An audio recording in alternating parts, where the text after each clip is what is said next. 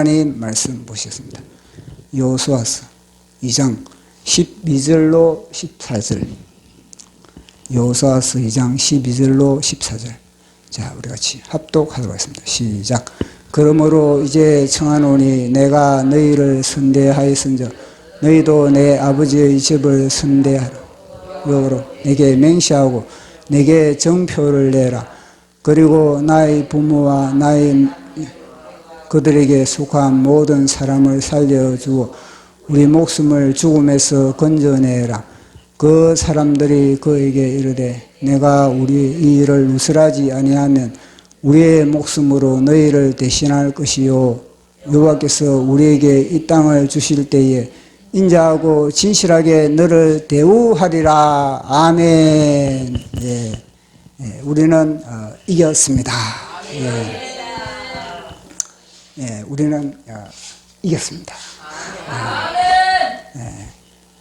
오늘은 이제 이 여호수아서를 이제 세 번째 제가 전합니다. 세 번째.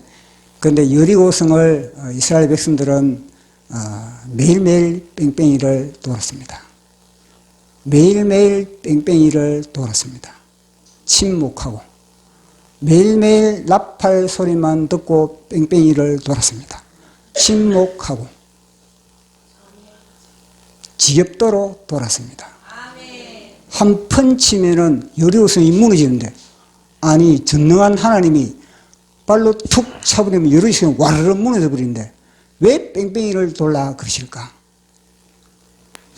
두 가지 이유가 있습니다. 하나는 여리고성 내부의 문제, 하나는 여리고성을 돕는 사람들의 공동체. 주님은 두 마리 토끼를 잡으려고 하는 겁니다. 자, 오늘은 그 이야기보다는 성경에 보면은 예수님의 발걸음을 끌어당기는 사람이 있고 또 예수님이 발걸음으로 가는 사람이 있습니다. 이제 그 사람이 불구자라면은 예수님의 발걸음이 그곳을 가야 되겠죠. 그러나 그 사람이 건강하고 그 사람이 의식이 있으면은 그 사람이 예수님에게 와야 됩니다. 예수님 오이라. 예수님 나를 고치라. 예수님 나에게 구원을 베풀어 봐라. 복음을 전해 봐라. 너가 하나님의 아들이라면 그 증거를 보여주라. 이런 놈들이 바리새인, 서기관들, 제사장들, 그런 부류들인 겁니다. 그러나 예수님의 발걸음을 끌어당기는 사람, 그런 사람들은 거의 다 보면은 아주 장벽이 굉장히 많은 겁니다. 할 수 없어서 예를 들어서 국경이 일어나요. 국경. 가나안 여인 같은 경우 국경이 쳐져 있지 않습니까?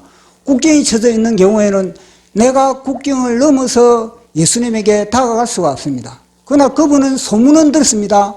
야, 예수님이란 분이 있는데 약 한 첩 처방하지 않고 병원에 가지 않더라도 말 한마디에 치료받겠구나.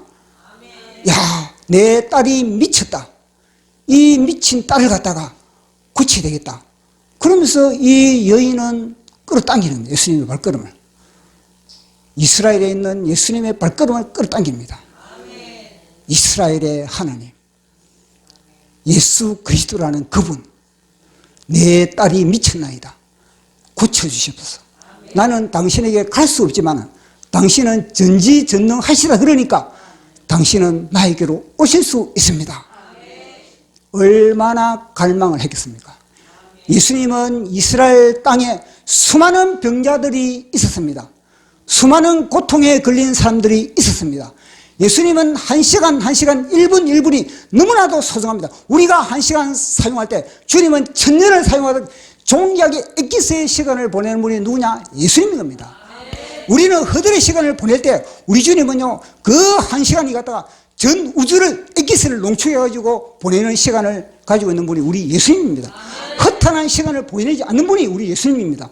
그런데 그런 분이 이스라엘에 그 많은 사람들이 병자들이 있음에도 불구하고 그들을 갖다가 마다지고 제1순위, 제1우선순위가 뭐냐?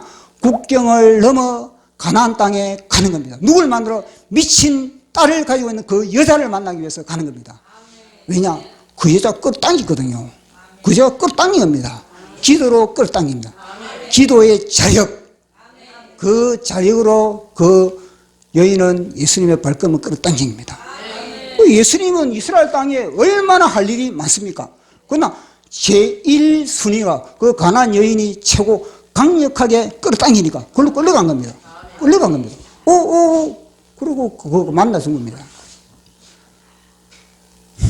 보십시오. 두 정탐꾼과 이 전쟁은 전혀 관계가 없습니다. 분명히 정탐꾼을 보냈는데 정탐꾼과 전쟁의 승리와 전쟁의 전력과 전술과는 전혀 관계가 없는데 정탐꾼을 투입시켰다는 겁니다. 보십시오. 이 요단강을 건너가지고 정탐꾼을 투입한 것이 아니라 요단강 맞은편에서 그 당시에 참 요단강도 창일해가지고 수영해가기도 힘든 그런 상황 속에서 2명의 정탐꾼을 보낸 겁니다. 왜 그럴까요? 그것은 다름 아니라 기생다합이 끌어당기게 합니다. 기생다합이 나는 살고 싶다. 나는 살아야 한다. 이 여리고성은요, 다 간담이 녹은 사람들만 있는 겁니다. 집집마다 다 탄식이다. 아이고 죽었네. 아이고 멸망했네. 아이고 요 집집마다 다 곡소리를 하는 집이, 그런 지역이 여리고성 사람들인 겁니다. 겉으로는 나름대로 사는 것 같아도, 겉으로는 나름대로 빛과 번쩍해도 다 시체인 겁니다. 간담이 녹았는데 살 의미가 있겠습니까? 눈만 떠있지 시체인 겁니다. 발걸음은 걸어간다 하지만 방향도 없는 겁니다. 언제 죽을지 모르는데, 아니 이스라엘 백성들이 지금 완전히 요단 동편에 시온에 아모리 두 왕을 초토화시켜버렸는데, 그러니까 그들은요 간담이 녹아 있는 겁니다. 그 간담이 녹아 있는데 그 중에서 이 절망 가운데 절망하지 않는 한 여인이 있었던 겁니다. 이 여인도 절망할 수밖에 없는데 혼자 오직 유독 기생 나만이 절망하지 않고 내가 왜 죽어? 내가 왜 죽어? 네 암거리인데 너 병원에서 당신 6개월 후에 죽습니다. 이래서 그 의사의 권위에 사람들이 다 죽어버린 겁니다.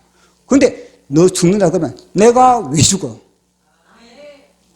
근거가 있는 겁니다. 이 기생다합은 내가 왜 죽어의 근거를 가지고 있는 겁니다. 무조건 내가 왜 죽어가 아니고 이 내가 왜 죽어의 이 근거를 가지고 있는데 그것이 뭐냐면요, 하늘의 하나님, 땅의 하나님, 상천하지의 하나님을 이 여인은 부여잡고 있었다는 겁니다. 자, 우리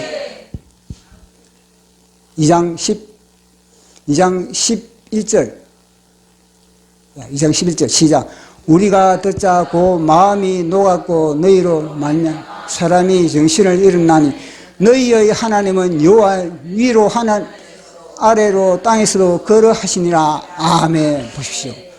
기생다합은 사람을 의지하지 않았던 겁니다. 어느 누구도 의지하지 않고 오직 기생다합은 이스라엘의 하나님, 능력의 하나님, 아모리 속을 초토화시킨 하나님, 요단강을 쪼개버린 하나님, 이스라엘을 짓밟아버린 애굽을 짓밟아버린 짓이겨버린 하나님, 그 하나님을 이 여인은 믿었다. 정확한 정보를 가지고 있다는 겁니다. 하늘의 정보를 가지고 있기 때문에 그렇다는 겁니다.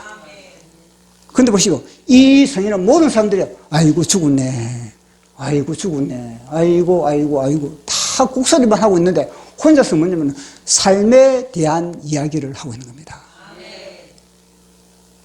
아이고 나라 망했네, 이민 가야지. 나라 망했네, 이민 가야지. 야, 김정은이 쳐들어온다는데 이민 가야지. 야, 주사파가 완전히 정권을 잡는데 이민 가야지. 그래야 할 거 아니겠습니까? 그런데 이 여인은 삶에 대한 이야기를 하고 있는 겁니다. 그 이야기를 한번 보도록 하겠습니다. 2장 13절 시작. 그리고 나의 부모와 나의 남녀 형제와 그들에게 속한 모든 사람을 살려주어 우리 목숨을 죽음에서 건져내라. 아멘. 어떻게 이런 생각을 하겠습니까? 다 뭐냐면 죽음을 이야기하고 있는데, 절망을 이야기하고 있는데, 낭패를 이야기하고 있는데, 살려내라, 살려내라. 왜냐? 삶의 에너지가 팔딱팔딱 뛰고 있기 때문에, 삶의 에너지가 분출되고 있기 때문에 살려내라는 겁니다. 그러니 이 여인의 자력에, 이 내의 생명의 자력에 안 끌려올 사람이 어디 있겠습니까, 이게? 그러니까 하나님의 눈동자, 하나님의 관심은 오직 여기밖에 없는 겁니다. 여기만 쳐다보는 거. 하나님의 관심은 구로구의 자유마을 공동체. 구로구의 자유마을 공동체가 얼마나 갈망을 하는가. 구로갑에서 우리가 주님을 갈망하고 주님을 끌어당기면 주님의 시선은 여기에 꽂히는 겁니다. 그래서 주님의 시선 꽂히면 어디 가십니까?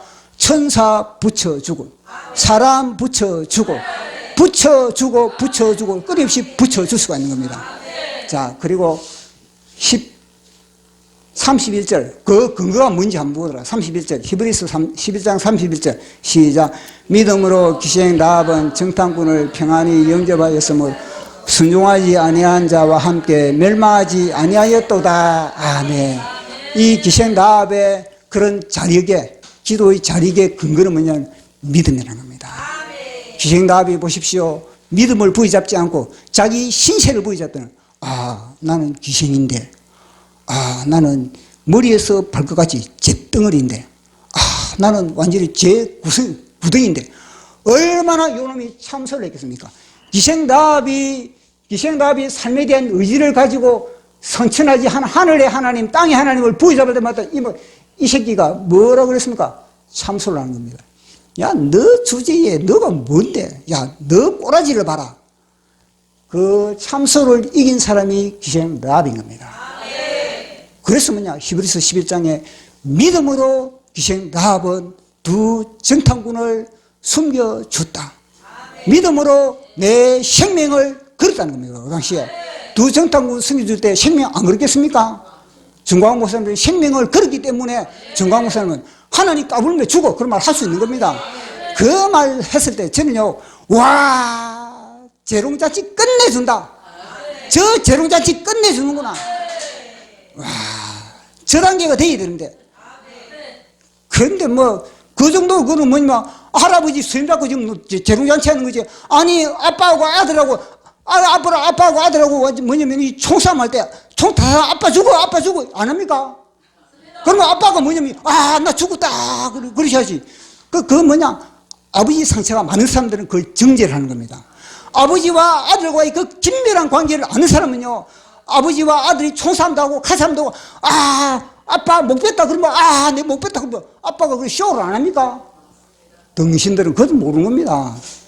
그러니까 정광훈 목사님을 정죄하고 비판하는 그들은 뭐냐, 아버지 상처가 굉장히 큰 사람들, 하나님 아버지를 제대로 가까이 모시지는, 하나님과 장난 못 친 사람들, 하나님과 속국잡난도 하고 하나님과 둘이서 같이 나름대로 농담도 하고 그렇게 할 수도 있는 거지. 은밀한 가운데 사실 뭐 공석 석상에서 못하더라도 우리 나름대로 나름대로의 그런 은밀한 하나님과의 그런 교제 데이트가 있지 않습니까? 그리고 그 데이트를 모르고 안 해봤으니까 그거 모르는 거지. 그리고 그들은요, 우상을 섬기고 있는 겁니다. 인격적인 성삼일체 하나님을 섬기기보다는 우상을 숭배하고 있는 겁니다. 그들은. 그러니까 그들은요, 정죄하게 되는 겁니다. 그래서 우리 기생 라합은, 오직 주님은 이 기생 라합 한 사람 때문에 요단강 건너에서부터, 야, 빨리 두 사람을 갖다가 빨리 만나라. 두 사람을 만나라. 그래가지고 이 두 사람을 만나가지고 역사가 일어나는 겁니다. 빨리 구로갑에 저 예수 마을, 마을 공동체, 저 자유마을을 만나라. 빨리 천사들아 만나라. 저 기도했는데 간다. 빨리 너희들 가다고, 빨리 너희들 금대접 준비해라. 각 사람 옆에 빨리 금대접 준비하고, 기도가 입에서 떨어질 때마다 그 금대접을 담아가지고 빨리 하늘로 올리라. 그 말을 하고 있는 겁니다. 지금 이 공간에 천사가 파송되어 있습니다. 우리가 이 시간에 기도를 할 때 기도문을 통해서 하늘문이 열리고 그 기도를 통해서 하늘의 천사가 우리 가정에 파송되고 우리 삶의 현장에 파송되고 우리가 설명하는 현장에 천사가 파송된 겁니다. 왜냐하면 우리는 믿음을 가진 기생 라합이기 때문에.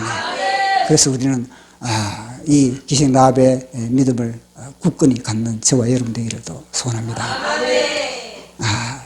또 이 주민자치에 대해서 또 한마디 하겠습니다. 왜냐하면 이게 너무나 중요하거든요.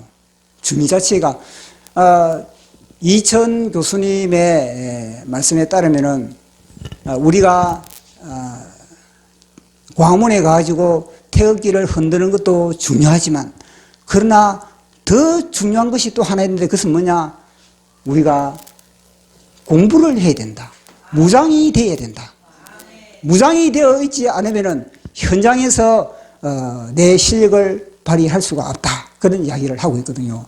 그래서 이 주민자치에 우리가 계속 너무 길게는 볼 수는 없고 하나하나씩 우리가 보고 있지 않습니까? 맨 처음에 기본자치 이게 독소조항이 5조입니다. 5조. 우리가 전에 봤죠. 자, 5조 보도록 하겠습니다. 5조 한번 읽어보도록 하겠습니다. 주민 및 주민자치의 책무. 주민과 주민자치에는 노동, 인권, 환경, 복지 등 관계 법령에 규정한 사회적 책임사항을 준수해야 한다. 이것이 이제 네오 막시즘입니다. 그렇지 않습니까? 이제 7조. 아주 참 문제가 많은 7조입니다. 자, 7조는 주민등록이 되어 있는 사람. 이거는 당연한 거지 않습니까? 그 다음에는 재외동포, 그 다음 외국인, 그 다음에는 사업체나 그다음 또 그 근무하는 사람들, 그 다음에는 학교, 그 다음에 학생들. 이번에는 뭐냐면요. 여기에 민노총에 기관이나 사업체에 근무하는 민노총에 의해서 이제는 이천 교수님이 강조를 하고 있거든요. 전에는 박근혜 대통령 때는 민노총이 60만 밖에 안 돼요. 60만. 그러나 장경수가 이제 민노총에 들어가가지고 이제는요 120만이에요. 120만에 이 민노총이 무장이 되어버리면요. 사실은요 이 120만이 무장이 되어버리면은 김국선 선생님이 150만, 얼마, 가치비 얼마나 있다. 그래서 150만, 예. 150만에 간첩이 있다 그러지 않습니까? 이 150만, 그것도 120만의 민노총.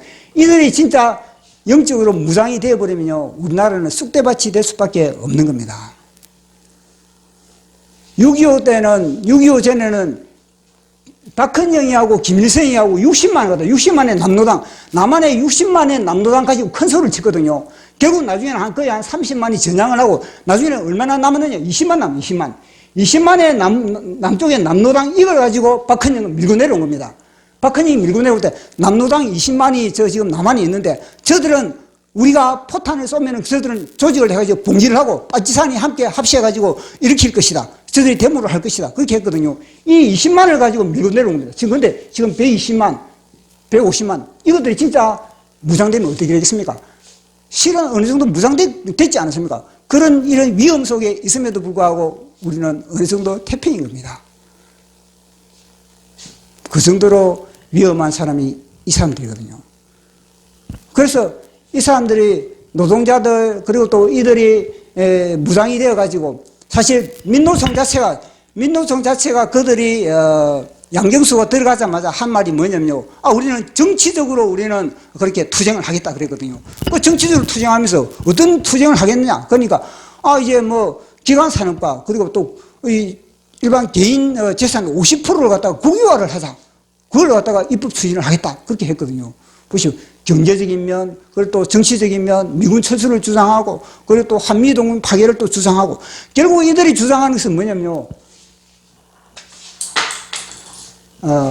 이승만 대통령의 4대 건국 이념을 깨트리기 위해서 그런 겁니다. 자유민주주의를 파괴하기 위해서, 그 다음에 또 자유시장경제를 파괴하기 위해서, 또 한미동맹을 파괴하기 위해서, 기독교 이공도 다 이 주민자치 자체가 뭐냐면 타켓이 그겁니다. 타켓이.